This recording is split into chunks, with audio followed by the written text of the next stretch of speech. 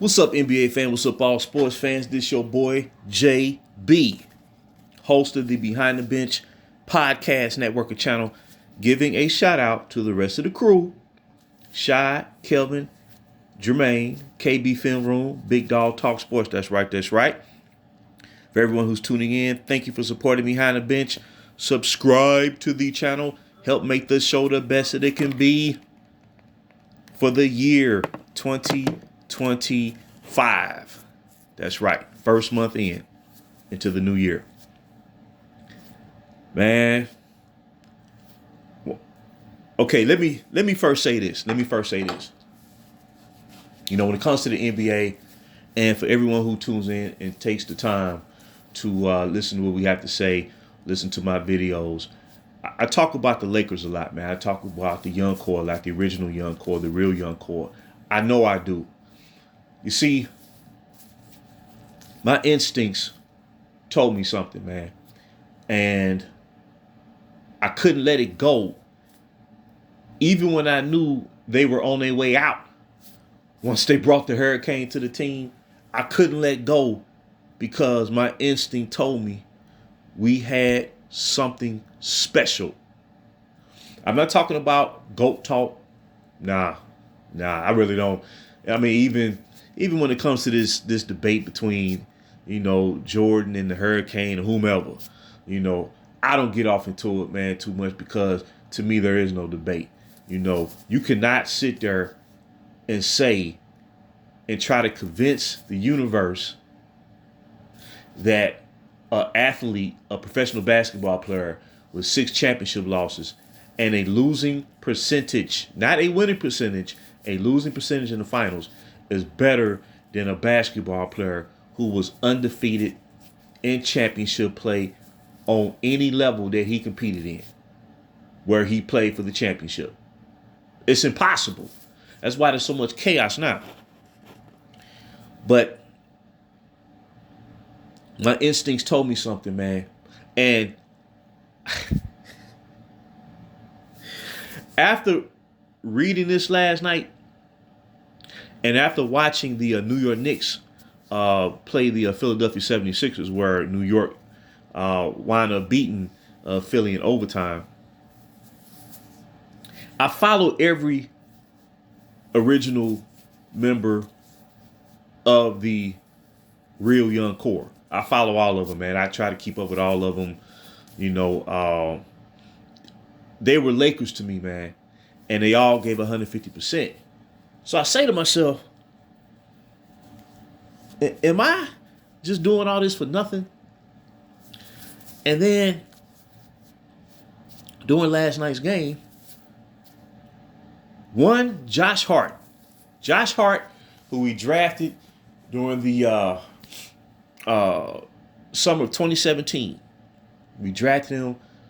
He was just coming off a national championship at the University of Villanova Wildcats. He played 4 years of college, man. And that's why I say the scouting department of the Lakers, man, they went Rhodes Scholar. Because what they did was they understood the environment. They understood the landscape of the NBA when they started this whole blueprint. And they said, okay, we know, you know, where the league eliminated high school entry, and then they brought forth the one and done rule. So when they started this process of rebuilding from scratch after the late great Kobe Bean Bryant retired in 2016, they really took it up another level. And for the most part, the cornerstone players would be considered like consistent starters or future starters for the team. They were one and done players. The Brandon Ingrams, the Julius Randles, the Lonzo Balls, people like that. Even Ivica Zubac, I mean, you know, he was mainly like a prospect, but he came in at 18, 18 years old, 18, 19 years old. So technically by his age, you know, you can, if he was playing, if he was from the United States, he would have probably completed 1 year of school before he entered the NBA. And then it went from that to, okay, we're going to start bringing in guys with multiple years in college experience, the Kuzmas of the world, the Josh Harts of the world. So I'm sitting there, man, Mo Wagners of the world, people like that. Okay, so I watched this game last night, and Josh Hart had a triple-double. I think he had something like, 12 points, 12 assists, but he grabbed 17 rebounds. 17 rebounds. And I believe he had 4 steals, too. Now, mind you, he was drafted to be a reserve 3-and-D wing, what the Lakers are always clamoring for at this very moment, even with 2 superstars on the team. So, and then they flashed a caption that showed that Josh Hart is leading all players in the league in rebounds per game by anyone his height or shorter, 6'4" or shorter. I believe he's averaging like 9.4 rebounds a game, and I believe Anthony Edwards was the second player on the list as far as 6'4" players or shorter who averaging amongst the lead leaders in rebounds. He's averaging like 6.7 rebounds. So Josh Hart almost have a 3 rebound per game gap between him and the rest of the competition. And then I read this morning where it says no player in NBA history who is 6'8" or shorter has ever averaged at least 14 points, 9 rebounds, 5 assists, and a steal while shooting above 50% from the field and 35% from 3. Hart is on pace to do that, and he's only 6'4". Read that again. The only players to ever record those minimums over a whole season are Joel Embiid, Nikola Jokic, the last 2 league MVPs, and Larry Bird, who won 3 straight league MVPs from 1984 through 1986. Those 3 players are on the doorstep of elite company. Josh Hart says, I just want to find a way to impact the game, Hart said after recording his 5th triple-double of the season. That's the biggest thing for me. I don't get plays called. I'm not needed to go out there and score 20, 25 points per game. I have to find ways to impact the game. And my ways of impacting the game are rebounding. I need to be better defensively and making those energy plays. So for all practical purposes, this man represents probably the best utility guy in the NBA. But I'm going to take it even deeper. I'm going to take it in even deeper because it hit me last night. Because the nays and the says, the prognosticators, the so-called experts, try to convince a fan such as myself that the talent who we drafted over that 4-year span up until 2018, we'll say from 2014 up until 2017. So that's 2014, 2015, 2016, 2017. After that, I mean, we had such an abundance of young talent, we was going to eventually have to let some of them, go. But what I'm saying is, man, they're going to try to convince me because I know what my eyes was telling me. I know what the metric was spelling out to me. And man, this hit me last night, and this is why I keep on trying to share with Laker fans. What we gave up, what the team was led to give up, is the greatest young core in the history of pro ball in the one and done era. The only problem is we didn't get to see that materialize in fulfillment of their potential while wearing that jersey, the purple and gold. So it hit me last night. I got to thinking, man. I said, okay, this is the same man who last year in the postseason, he was averaging darn near 13 rebounds a game. I think the first player at that height to average that many rebounds per game in the postseason since Paul Arizin of the early 1960s. So we're talking about 6 decades. 6 decades. This is like almost 15 years before the merger, the ABA NBA merger. So I said, okay, wait a minute, man. He was leading everybody in rebounds per game up until the point where they were eliminated from the playoffs. Because the Knicks had been healthy, they'd have went to the conference finals. But they just came to injury. But I said, wait a minute, man, I got to dig deep into this. So I started putting the pieces of the puzzle together. And on the other side of my mind, I'm recalling what was being said about this young core not being no good. But the logic was telling me something else based on the eye test of watching them every game that year before they brought this dude to the team. And when I said I was watching them, I was watching them.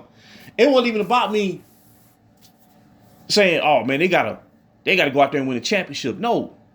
It was about, this was all based off their summer league tournament, man. It was like a springboard.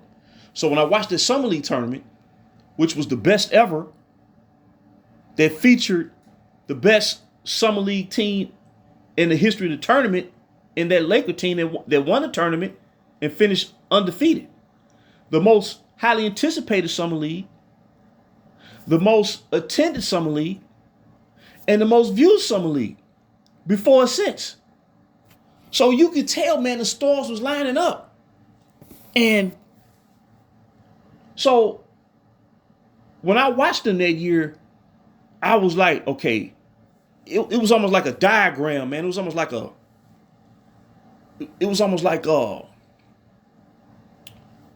how can I say this, man? It was like connect the dots where you, in your mind, you're like, okay, man, I see why they drafted him. I see why they drafted him. You see what I'm saying? I'm telling you, man, they went Rhodes Scholar. Their scouting department went Rhodes Scholar. Okay, so when I look back at all this, man, and then after watching that game last night, and then after coming across this information about what Josh Hart is doing, which is historic at his height, then I got to thinking, man, I said, and based on what he did in that playoff, and then it hit me. I said, you know what? I said the Los Angeles Lakers drafted the best rebounder in the history of this league for any player 6'4" or shorter. Now, there's been some great rebounders, man. Back in the day, you had Fat Lever, the point guard for the Denver Nuggets, who played with Alex English and like Kiki Vandeweghe, Dan Issel, T.R. Dunn. They had good teams back in the 80s when Doug Moe was the head coach. And they probably had the highest scoring offense in the league for a number of years. He was an outstanding rebounder for his height. You've had some exceptional rebounders that you wouldn't think that can excel, being relatively short. But then I said, okay, this man is averaging 13 rebounds in the playoffs, out rebounding everybody in the league. The last 2 league MVPs. And then he is on pace to make history. And it just hit me like yesterday after the game. I said the Los Angeles Lakers drafted the best rebounder this league has ever seen for a player his height or shorter. Then it gets me back to draft night 2017 when they selected him out of the University of Villanova. That was late in the first round. And I remember in the scouting report, they said he had championship intangibles. He was tough, hard-nosed, but they said he was an elite rebounder, man. And I'm telling you, man, when they hold them drafts, man, and when they start, drafting them players, they be pretty much on the money, man. And part of me was stunned when I came to that realization, but upset at the same time because he could contribute to helping the team win the championship. See everything. Think about it, Laker fans out there, or even fans of that guy that's currently on the team going roughshod. They say all the time, Lakers need more defense. They need more toughness on the wing. They need better, a 3-and-D wing who can, keep you honest as far as on defense with shooting a three. Well, you had him when you drafted him in 2017. He was 22 years old when he entered the league. He played all 4 years of college. He has championship pedigree. He won a championship in college. That's an ideal player to bring in. And he was traded away. And fans were led to believe he was no good, man. That's why I've been holding on, because I know what I saw. I know what I saw in Visa Zubats. Like, Julius Randle, I'm going to tell you, to me, what's wrong with Julius Randle is he's supposed to be a Laker, man, and is eating at him. That's what's wrong. To me, that's what's wrong with Julius Randle. When he seems distant out there on the court sometimes, when he seems like he's out of place, it's because he is out of place. And I'm not trying to make no excuses, man. Same thing going on with Brandon Ingram. If he had never been traded, Brandon Ingram would be lights out. He would be playing with more intensity, you know what I'm saying? Because he'd be playing for his real team. So, man, that hit me.